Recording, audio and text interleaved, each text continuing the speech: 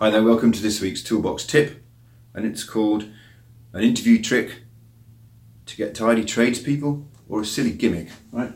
Or hiring well, process versus gimmicks. Now, a trade business relies on its people. Your business is one where skilled tradesmen and women do skilled work for your customers, and your business profits from that work, right? And you grow by hiring more people, putting more people on, and making a cut on the work that they do. And there are a few components to the work of hiring good people and keeping good people and building a good team, right? And that's hiring them well, hiring the right people in the first place.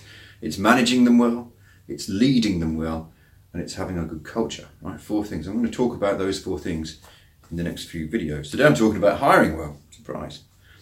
Those 4 jobs, hiring well, leading well, managing well, and setting a good culture, require active work and effort from you, okay? And you neglect that at your peril. Now, I'm a business coach. My job is to help people do that active work and use structure and systems to make that active work and that responsibility easier. All right, and I'll give you the education so you know what to do and can do it properly. Now, I use that word properly deliberately, okay? If you don't do it properly, you'll be disappointed, right? And I find myself coaching people who care about doing a good job in their business, but also who care about the people who work for them, right? We're obviously attracted to each other because that's the kind of business coach I am as well, which is a good thing, I think.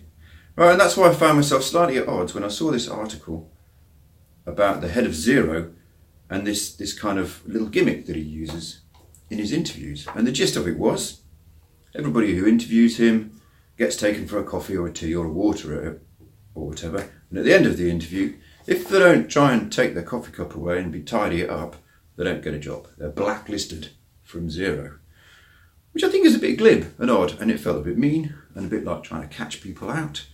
You know, it's a highly loaded situation, an interview, and if you forget your coffee cup because you're too busy worrying about putting the right impression, you're going to miss out because of this little trick. I kind of get it, right? He's testing for attitude. Do they clean up after themselves? Are they tidy? Do they take responsibility for their own shit? So I kind of get it, and it kind of makes sense on one level, and on the other level, it feels a bit tricksy and a bit shit, and I didn't like it. So, you know, this guy says their kitchens are tidy, which is a good thing. Right, I'm not sure that one sneaky little gotcha is the answer, right? And it was only a silly article in Lad Bible or somewhere, or news.com.au. So, you know, we have to take it with a bit of a pinch of salt. I'm also certain that the boss of Xero doesn't only use his little glib thing in interviews, right? That's one little piece, one little tool in his toolbox. I'm sure he's very thorough and process driven and disciplined and methodical in his hiring process, or in their hiring process, which of course is what I'm going to tell you need to be. You need to be disciplined, methodical and process driven in your hiring process. And what I want you to not do is get too caught up in this idea that one little gimmick is going to help you hire good people, because it won't. You'll be disappointed. You'll end up with idiots. And one of the difficulties, or one of the common mistakes I see people making when they don't hire with a bit of discipline and process, is they kind of meet somebody, they have a need, they get introduced to somebody, or they meet somebody, or they interview somebody they have advertised for a job for too, and they go, yeah, you seem great, and they kind of shake hands and don't do the checking.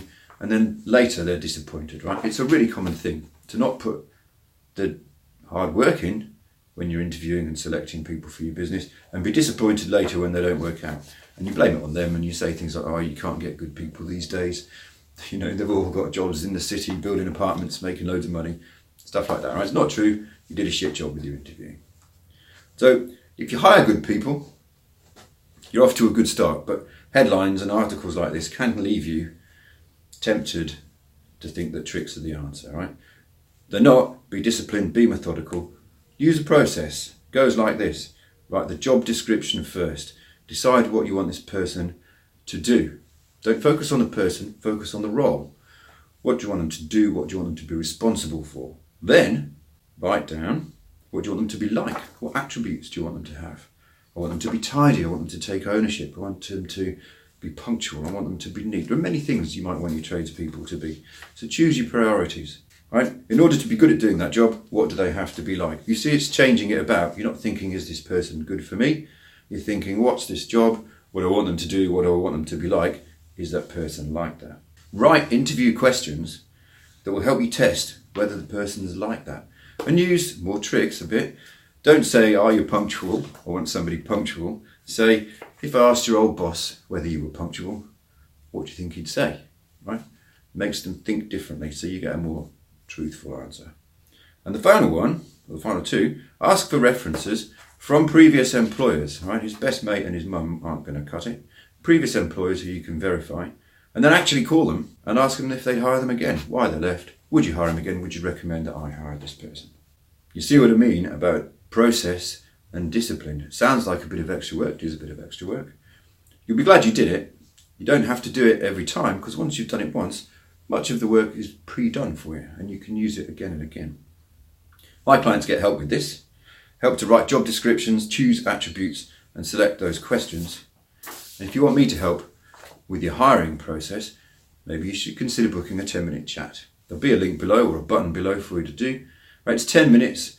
We'll think about whether we should work together in a coaching relationship. I'll talk to you about how much it costs. I'll ask you whether you're coachable. I'll talk to you about your business and my framework. And we'll see if we're a fit enough to invest in a longer meeting or 1 hour meeting.